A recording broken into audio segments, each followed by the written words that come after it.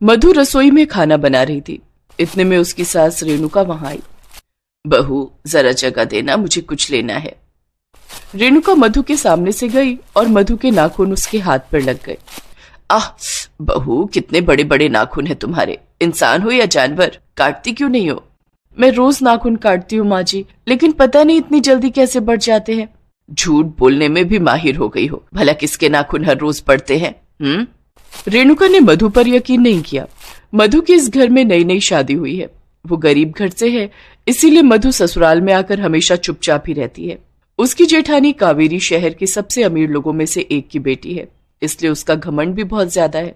वो हमेशा सज धज कर रहती है, नाखून में नेल पॉलिश लगा कर रखती है। अरे माँ, लगता है देवरानी जी मुझे टक्कर देना चाहती है। मेरे नाखून इतने सुंदर लगते हैं ना, लगता है देवरानी जी को जलन हो रही है।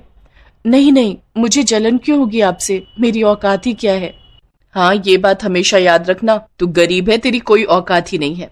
ससुराल आते ही मधु को अपने नाखूनों की वजह से कितना कुछ सुनना पड़ गया। बचपन से ही मधु के नाखून बड़े हैं। वो हर रोज नाखून काटती है, लेकिन हर रोज उसके नाखून बड़े हो जाते हैं। मधु बेचारी इसमें क्या करती। अगले दिन घर में एक छोटी सी पार्टी थी। रेणुका के रिश्तेदार उसकी नई बहू को देखने आने वाले थे। रेणुका ने मधु को बताया, छोटी बहू, अच्छे अच्छे जेवर पहनना। उसके बाप ने जेवर दिए होंगे तब न पहनेगी। मधु चुपचाप पार्टी के लिए तैयार होने लगी। नेल पॉलिश लगाने के समय उसने देखा कि नेल पॉलिश खत्म हो गई है। वो अपनी जेठानी के पास गई और बोली, दीदी मुझे जरा नेल पॉलिश लगवा देंगी? तेरे नाखूनों में नेल पॉलिश लगाने के लिए मुझे नेल पॉलिश की फैक्ट्री खोलनी होगी, जा भाग यहाँ से। कावेरी ने मधु को भगा दिया। पार्टी में सब लोग कावेरी की ही तारीफ करने लगे। मधु का पति अमित भी अपनी भाभी की तारीफ करने लगा। वाह भाभी, क्या लग रही हो आप, इस पार्टी की जान हो आप, जान। अपनी बीवी के सामने मेरी तारीफ मत करो देवर जी, बीवी गुस्सा हो जाएगी। किसको फर्क पड़ता है, वैसे भी मैं उससे प्यार नहीं करता। पार्टी के बाद मधु और अमित एक ही बिस्तर पर सो गए, लेकिन रात को मधु के नाखून बहुत तेजी से बढ़ने लगे और देर रात तक वो बढ़कर 1 फुट के हो गए और वो नाखून अमित के पेट पर जाकर लगा। अरे यार, ये नाखून है या चाकू? पता नहीं माँ ने किस लड़की से शादी करवा दी, जंगली जानवर कहीं की। जाओ बाथरूम में जाकर सो जाओ, मैं तुम्हारे साथ एक बिस्तर पर नहीं सो सकता। मधु सोचती थी कि शादी के बाद उसकी जिंदगी खुशियों से भरने वाली है, लेकिन उसके साथ ये सब क्या हो रहा था। नाखूनों की वजह से उसे आज बाथरूम में सोना पड़ा। वो रोते हुए बाथरूम में ही सो गई। अगले दिन गुस्से में उसने अपने सारे नाखून जड़ से उखाड़ दिए। अब देखती हूँ मैं कि मेरे नाखून कैसे बढ़ते हैं। लेकिन रात को फिर से उसकी उंगलियों में नाखून आ गए। मधु परेशान हो गई। दिन रात उसकी सास, जेठानी और पति उसे खरी खोटी सुनाने लगे।